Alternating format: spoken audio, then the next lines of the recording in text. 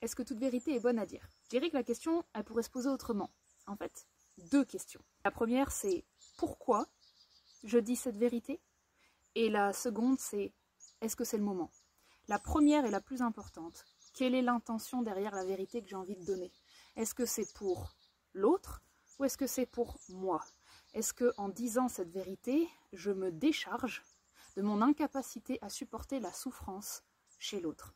Est-ce que j'utilise l'autre pour me faire du bien parce que je ne supporte plus la pression que je retiens par empathie de la souffrance que vit l'autre? Par empathie, je suis obligée de nuancer un petit peu.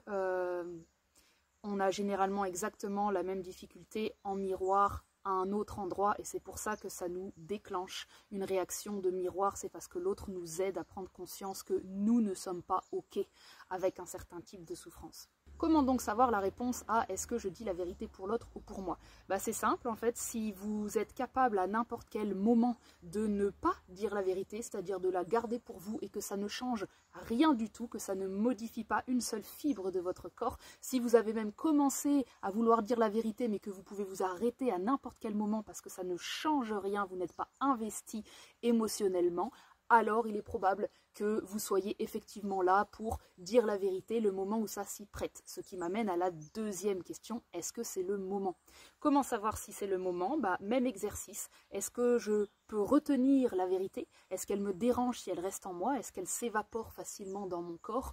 À partir du moment où vous êtes investi émotionnellement dans la vérité que vous voulez dire, il est probable que dans tous les cas, le timing ne soit jamais le meilleur parce que ça veut dire que vous avez encore des choses à régler entre vous et vous-même. Est-ce que c'est grave si vous dites quand même la vérité à ces endroits-là? Non, on s'en fout. C'est pas important en fait de se tromper ou pas. Moi j'essaye de mettre de la conscience dans les processus pour ceux qui ont envie d'être un petit peu plus exigeants avec leur surconscience. Ce que j'appelle la surconscience, c'est vraiment le petit Gemini Cricket à qui on pose des questions avant de faire des impulsivités. Les moments où la vérité pour l'autre, c'est à vous de la dire. C'est quand l'univers a organisé une situation dans laquelle, même si vous vouliez ne pas dire la vérité, il semble que quelque chose est en train de pousser qui n'est pas vous. C'est quelque chose qui pousse et qui apparemment nécessite que l'une des personnes dans la salle annonce une vérité pour débloquer la situation. C'est généralement dans ces moments-là qu'on se sent réquisitionné à ce qu'on dit passer un message, mais justement ce que j'essaye de dénoncer un peu dans cette vidéo,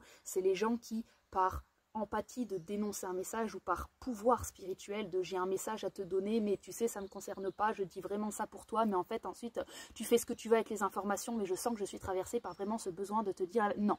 Déjà si ça démarre comme ça, partez, n'écoutez pas, la personne elle est en train de s'enorgueillir, de détenir une information que vous n'avez pas, ce n'est pas bon. La vérité est quelque chose qui ne vous appartient pas. Ce n'est pas quelque chose que vous pensez, ce n'est pas quelque chose que vous interprétez, c'est quelque chose qui est naturellement l'information disponible sur cette situation à ce moment-là. Pour moi, la vérité, au-delà d'être un filtre subjectif, c'est quelque chose qui est profondément juste en termes de timing. À partir du moment où la situation se prête à ce que la vérité fluidifie la situation et amène de la douceur, amène de la reconnaissance, amène quelque chose qui est vraiment quantifiable en termes de « wow ». Ça vient de déboucher quelque chose de manière saine et non pas de manière forcée, de manière à mettre le doute chez la personne, de manière à la contrarier dans son ego parce qu'il faut qu'elle remarque qu'elle ne réfléchit pas de la même manière et que ça la bloque dans sa vie. Restez chez vous. Si c'est pour donner des vérités qui sont trop intenses pour la personne, c'est que vous êtes en train de décharger une émotion ou une énergie qui n'est pas propre. Quand c'est propre, ça ne charge pas la personne. C'est vraiment quantifiable, c'est visible. Je fais cette vidéo dans un cas où vous pensez détenir une vérité et vous n'êtes pas impliqué dans la situation. Si vous êtes impliqué dans la situation, évidemment, faites de votre mieux, suivez vos émotions. C'est intéressant parfois de pouvoir dire notre vérité de manière émotionnelle, ça crée du conflit, du coup derrière ça crée de l'harmonie, c'est cool. À nouveau, je le répète, cette vidéo est faite lorsque vous pensez que quelqu'un a besoin de votre message. Les 3/4 du temps, ce n'est pas le cas.